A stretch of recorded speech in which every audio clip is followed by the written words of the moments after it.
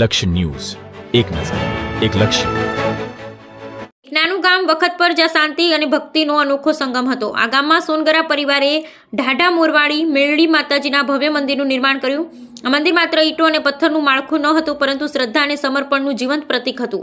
માતાજીના પ્રાણ પ્રતિષ્ઠાનો દિવસ નજીક આવતો ગયો તેમ તેમ ગામમાં ઉત્સાહ અને ઉમંગનો માહોલ છવાયો. શ્રી ભગત માવજી દાદા ભગત પરસોત્તમભાઈ સોનગરા, લખમણભાઈ પરસોત્તમભાઈ સોનગરા, પ્રભુભાઈ લાલજીભાઈ સોનગરા અને ગામના દરેક ભક્તજનોએ આ કાર્યને સફળ બનાવવા માટે રાત દિવસ એક કરી દીધા.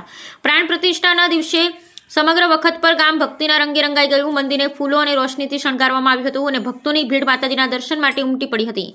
માવજી ભગતના ભજનો અને લક્ષ્મણભાઈના ભક્તિમય વાતાવરણથી મંદિર ગુંજી ઉઠ્યું હતું.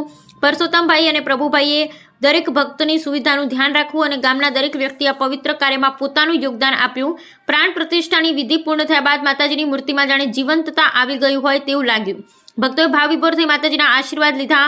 આ ઘટનાને વખત પર ગામના ઇતિહાસમાં એક સ્વર્ણ પૃષ્ઠ ઉમેર્યું.